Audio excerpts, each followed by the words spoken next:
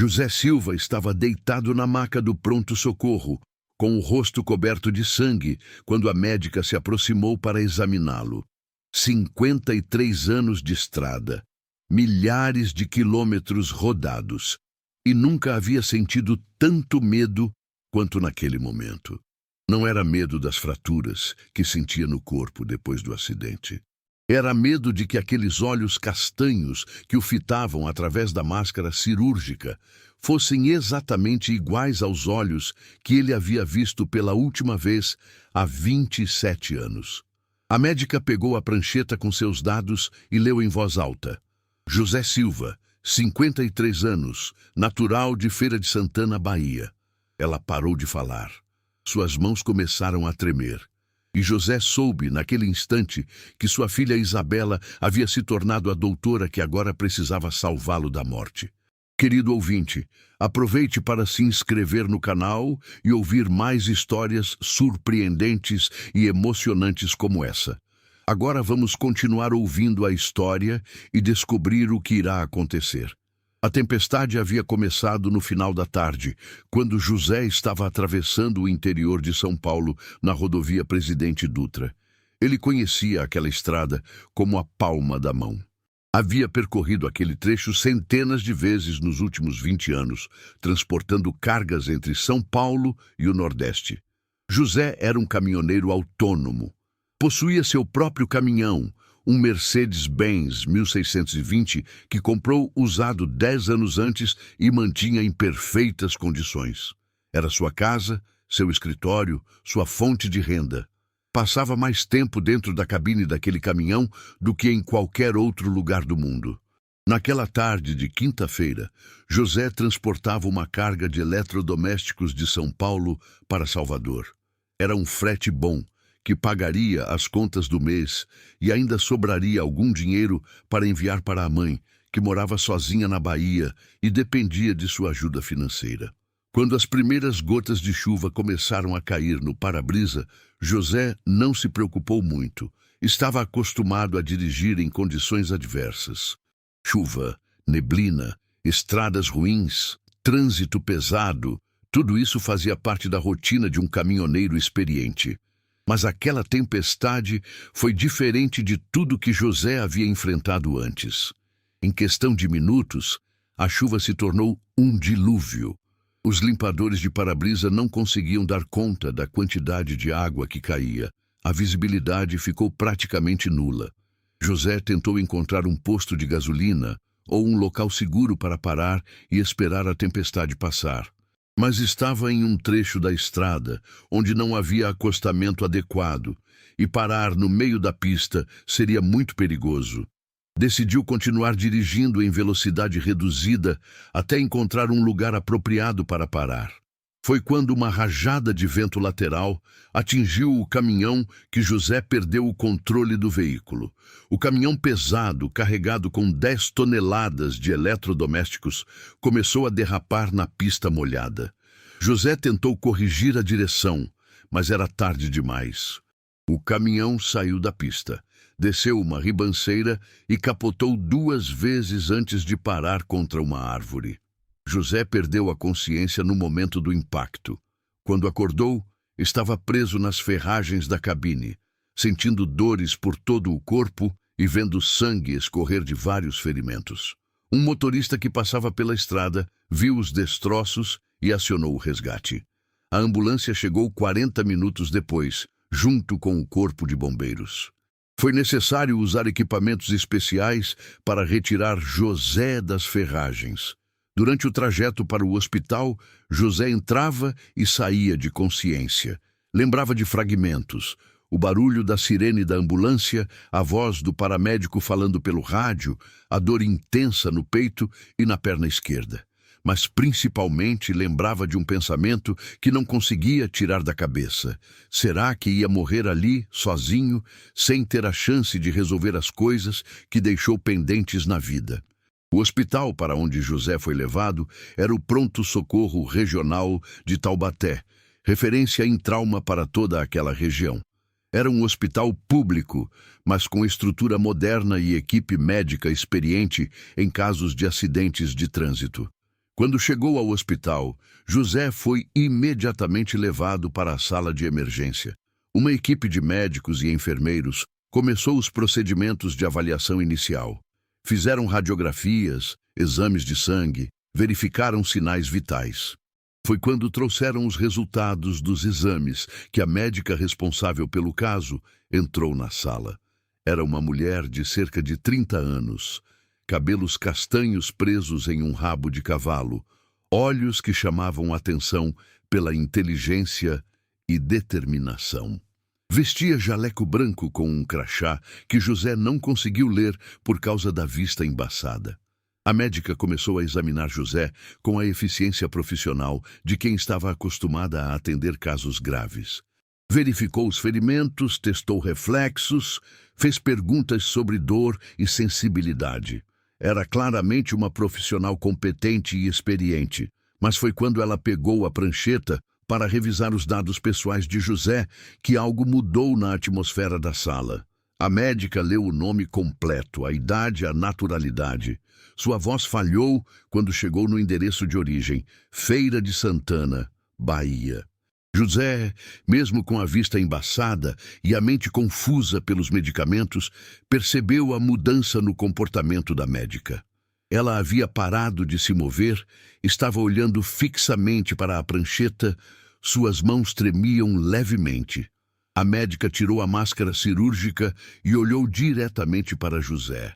Foram alguns segundos de silêncio tenso, enquanto os dois se reconheciam após quase 3 décadas sem se verem. Os olhos castanhos, o formato do rosto, até mesmo a forma de franzir as sobrancelhas quando concentrada, tudo era igual à menina de 3 anos que José havia deixado para trás em 1996. Doutora Isabela Santos lia agora José no crachá dela. Ela havia mudado o sobrenome, provavelmente adotado o da família que a criou após o abandono. Mas era ela, sem dúvida nenhuma. Era sua filha. Isabela foi a primeira a quebrar o silêncio. "Papai", disse ela, simplesmente. A voz saiu embargada, carregada de uma emoção que ela estava tentando controlar profissionalmente. José tentou falar, mas as palavras não saíram. 27 anos imaginando como seria esse encontro, se é que ele algum dia aconteceria. Quantas vezes havia ensaiado mentalmente o que diria para Isabela se a encontrasse? Pedidos de desculpas, explicações, justificativas. Agora, no momento do reencontro, não conseguia pronunciar uma única palavra. Isabela recuperou rapidamente a compostura profissional. Disse para a equipe de enfermagem que continuariam os procedimentos, que ela precisava de alguns minutos para revisar o caso com mais atenção. Era uma forma diplomática de esvaziar a sala, para que pudessem conversar com alguma privacidade. Quando ficaram sozinhos, Isabela puxou uma cadeira e se sentou ao lado da maca onde José estava deitado. Ela não demonstrava raiva ou ressentimento. Apenas uma curiosidade triste, como se estivesse tentando entender como haviam chegado àquele ponto. "Você me abandonou quando eu tinha 3 anos", disse Isabela. Não era acusação, era apenas a constatação de um fato. José sabia que não havia como negar ou minimizar a verdade daquelas palavras. José começou a falar com dificuldade por causa dos ferimentos, mas principalmente por causa da emoção. Contou sobre a época em que deixou Feira de Santana. Era jovem, tinha 26 anos, estava desempregado, sem perspectivas.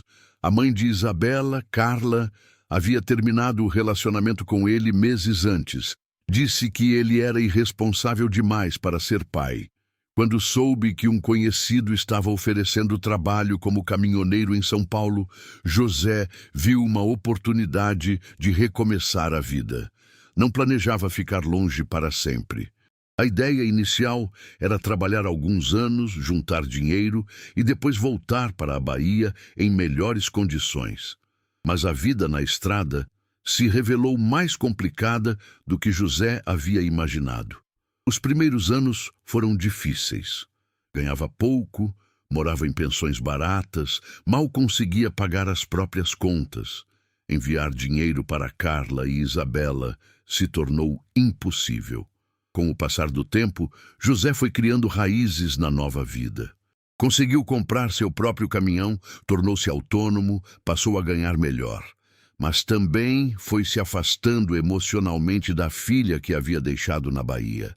Os anos de distância tornaram o reencontro cada vez mais difícil, mais constrangedor. José chegou a tentar entrar em contato algumas vezes. Telefonou para a casa de Carla quando Isabela tinha 7 anos, mas a conversa foi tensa. Carla disse que Isabela estava bem, que havia sido adotada por uma família boa, que tinha tudo o que precisava. Disse também que seria melhor se José não interferisse mais na vida da menina.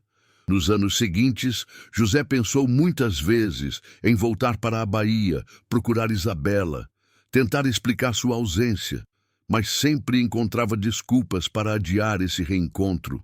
Tinha medo da rejeição, medo de que Isabela o odiasse, medo de descobrir que sua filha havia construído uma vida melhor sem ele. Enquanto José contava sua versão dos fatos, Isabela ouvia em silêncio. Não demonstrava julgamento nem perdão. Apenas absorvia informações sobre um período de sua vida que sempre foi um mistério para ela. Quando José terminou de falar, Isabela começou a contar sua própria história. Depois que ele partiu, Carla tentou criá-la sozinha por 2 anos. Mas não conseguiu. Trabalhava como doméstica, ganhava pouco, não tinha rede de apoio familiar. Acabou entregando Isabela para a adoção quando ela completou 5 anos. A família que adotou Isabela era de classe média. Pedro e Marina Santos não podiam ter filhos biológicos e sempre sonharam em adotar uma criança. Deram para Isabela tudo o que ela poderia desejar: educação de qualidade, carinho, oportunidades. Pedro era médico, Marina era professora. Desde pequena, Isabela conviveu em um ambiente onde educação e conhecimento eram valorizados. Sempre foi uma aluna excepcional, curiosa, determinada a aprender. A decisão de cursar medicina foi natural. Isabela admirava o pai adotivo, queria seguir seus passos, tinha aptidão para as ciências. Passou no vestibular da USP, uma das melhores universidades do país. Durante a faculdade, se especializou em emergências médicas. Isabela se tornou médica plantonista por opção. Gostava da adrenalina dos casos urgentes, da sensação de salvar vidas em situações críticas. Trabalhava no pronto-socorro de Taubaté há 5 anos. Era respeitada por colegas e pacientes. Durante todos esses anos, Isabela não havia procurado informações sobre seu pai biológico. Sabia seu nome, sabia que era de Feira de Santana, mas nunca quis investigar seu paradeiro. Não sentia raiva nem curiosidade. Simplesmente aceitava que aquela parte de sua história estava encerrada. Até aquela noite, quando o destino trouxe José Silva machucado e sangrando para suas mãos. Depois das revelações iniciais, Isabela voltou ao modo médico. Explicou para José que ele havia sofrido várias fraturas, 3 costelas, o braço esquerdo e uma fratura exposta na perna direita. Nada que colocasse sua vida em risco, mas que exigiria cirurgia e um período longo de recuperação. A cirurgia foi marcada para a manhã seguinte. Isabela não seria a cirurgiã responsável. Isso seria eticamente inadequado, considerando o envolvimento pessoal, mas acompanharia o caso como médica assistente. Durante a noite, enquanto José estava internado esperando a cirurgia, Isabela voltou várias vezes ao seu quarto, oficialmente para verificar seu estado clínico. Na realidade, ambos sabiam que ela estava tentando processar emocionalmente aquele reencontro inesperado. Nas conversas fragmentadas que tiveram durante aquelas visitas noturnas, José e Isabela foram preenchendo lacunas de 27 anos de separação. José contou sobre sua vida na estrada, os lugares que conheceu, as dificuldades que enfrentou. Isabela falou sobre sua infância com os pais adotivos, os estudos, a carreira médica. Foram conversas cautelosas, como se ambos estivessem testando os limites daquele relacionamento que estava sendo reconstruído. Não havia ainda perdão nem reconciliação completa. Apenas um reconhecimento mútuo de que eram pai e filha e que o destino havia criado uma oportunidade para a reaproximação. A cirurgia de José foi um sucesso. O ortopedista conseguiu corrigir a fratura da perna sem complicações, e as outras fraturas cicatrizariam naturalmente com o tempo. O período de recuperação seria de pelo menos 3 meses, durante os quais José não poderia trabalhar. Foi durante os dias que José passou internado no hospital que a relação entre pai e filha começou a evoluir. Isabela passava no quarto dele sempre que possível, às vezes como médica, às vezes apenas como filha visitando o pai. José contou para Isabela sobre sua mãe, a avó dela, que ainda morava em Feira de Santana, uma senhora de 75 anos que sempre perguntava sobre a neta que não conhecia. Isabela ficou emocionada ao saber que tinha uma avó viva que se lembrava dela. Isabela mostrou fotos de sua vida para José, formatura na medicina, viagens que fez, amigos que conquistou. José olhava aquelas imagens com uma mistura de orgulho e melancolia. Orgulho pela mulher extraordinária que sua filha havia se tornado. Melancolia por ter perdido todos aqueles momentos importantes. Durante uma das conversas, Isabela perguntou diretamente se José se arrependia de ter partido. A pergunta pegou José desprevenido. Ele passou alguns minutos em silêncio antes de responder. José disse que se arrependia, sim, mas não exatamente de ter partido. Se arrependia de não ter mantido contato, de não ter tentado ser presente mesmo à distância, de ter usado a dificuldade como desculpa para o abandono completo. Isabela apreciou a honestidade da resposta. Não era a resposta que uma parte dela queria ouvir, mas era uma resposta verdadeira, sem autopiedade ou tentativas de justificar o injustificável. Foi nessa conversa que Isabela disse algo que surpreendeu José. Disse que não o odiava. Nunca havia sentido ódio por ele. Durante a infância e adolescência, sentia principalmente indiferença. Ele era uma figura abstrata, alguém que existiu em sua vida por um período muito curto para gerar sentimentos profundos. Quando José recebeu alta do hospital, Isabela ofereceu ajuda para o período de recuperação. José morava sozinho em um apartamento pequeno em São Paulo. Não tinha família próxima para cuidar dele durante o período em que estaria com mobilidade reduzida. A oferta de ajuda de Isabela não vinha de um sentimento de obrigação filial, mas de uma curiosidade genuína sobre a possibilidade de reconstruir algum tipo de relacionamento com seu pai biológico. José aceitou a ajuda, mas com ressalvas. Não queria ser um fardo na vida de Isabela. Ela tinha sua própria vida, sua carreira, seus compromissos. Não podia deixar que um pai ausente por quase 3 décadas se tornasse um problema em sua vida organizada. Durante as semanas seguintes, Isabela visitou José regularmente. Ajudava com compras, acompanhava consultas médicas, verificava se ele estava seguindo corretamente o tratamento de fisioterapia. Mas essas visitas se tornaram muito mais que cuidados médicos. Pai e filha foram construindo gradualmente um relacionamento adulto baseado em conhecimento mútuo, não em obrigações familiares tradicionais. José descobriu que Isabela havia herdado dele certas características de personalidade. A teimosia, a determinação de não desistir diante de obstáculos, uma forma particular de enxergar problemas como desafios a serem superados. Isabela descobriu que José, apesar de todos os seus erros como pai, era um homem fundamentalmente honesto, trabalhador, que havia construído uma vida digna dentro de suas limitações.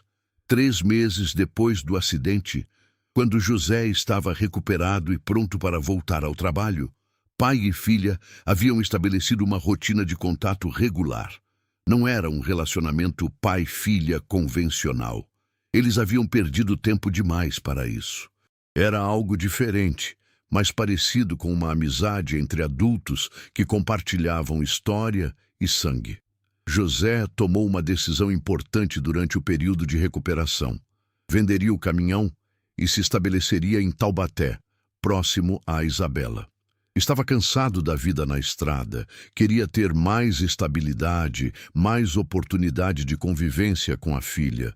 Com o dinheiro da venda do caminhão, José abriu uma pequena oficina mecânica especializada em caminhões.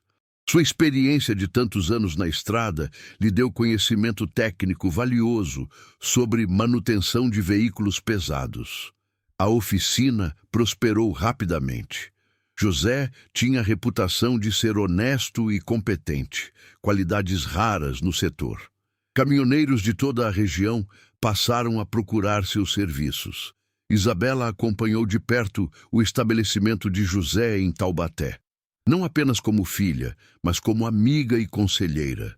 Ajudou com aspectos burocráticos da abertura da empresa, deu sugestões sobre gestão financeira, apresentou José a pessoas que poderiam ser úteis para o negócio.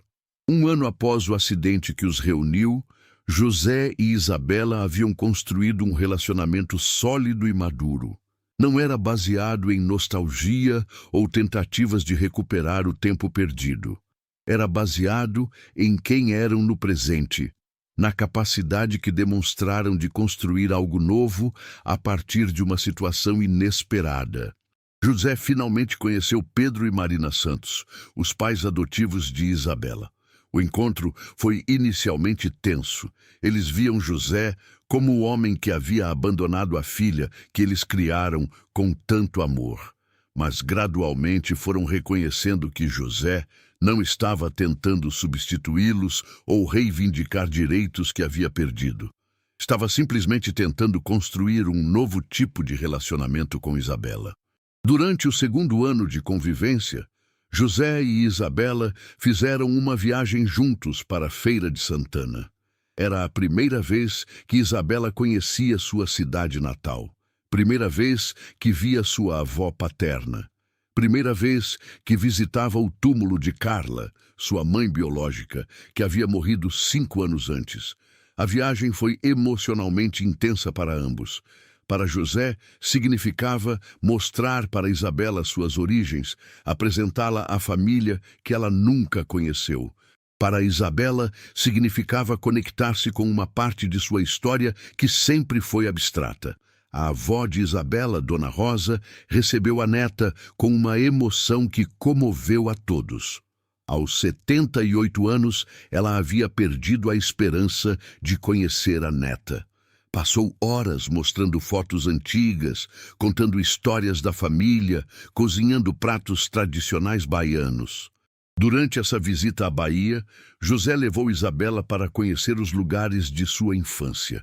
A casa onde ela morou com a mãe, a creche que frequentou, as ruas onde brincava. Muita coisa havia mudado, mas alguns marcos ainda estavam lá, testemunhando uma época que Isabela mal se lembrava. A reconciliação entre José e Isabela não foi um evento pontual, mas um processo gradual que se desenvolveu ao longo de anos. Não houve um momento específico em que ela o perdoou completamente, nem um momento em que ele deixou de se sentir culpado pelo abandono. Mas houve uma aceitação mútua do passado e um comprometimento com a construção de um futuro melhor. 5 anos após o acidente que os reuniu, José estava presente no casamento de Isabela. Não a conduziu ao altar. Esse privilégio coube a Pedro Santos, o pai que a criou. Mas estava lá, na primeira fila, chorando de emoção ao ver sua filha se casar com um colega médico que a amava e respeitava. Durante o discurso na festa de casamento, Isabela fez questão de mencionar José. Disse que a vida às vezes nos dá segundas chances quando menos esperamos. Disse que havia aprendido que família não é apenas quem nos cria, mas também quem escolhemos manter por perto quando nos tornamos adultos. José não discursou no casamento, mas em uma conversa privada com Isabela naquela noite, disse que aquele era o dia mais feliz de sua vida. Não apenas porque estava vendo sua filha feliz, mas porque havia conseguido conquistar um lugar na vida dela através de méritos próprios, não apenas por direitos biológicos. Naquela noite, olhando para Isabela dançando com o marido, José pensou na tempestade que havia mudado sua vida 6 anos antes. Se não tivesse perdido o controle do caminhão naquela noite, se não tivesse sido levado para aquele hospital específico, se Isabela não fosse a médica de plantão, eles nunca se teriam reencontrado. Às vezes, o destino usa tragédias para corrigir erros do passado. O acidente que poderia ter matado José foi o mesmo que trouxe de volta sua filha.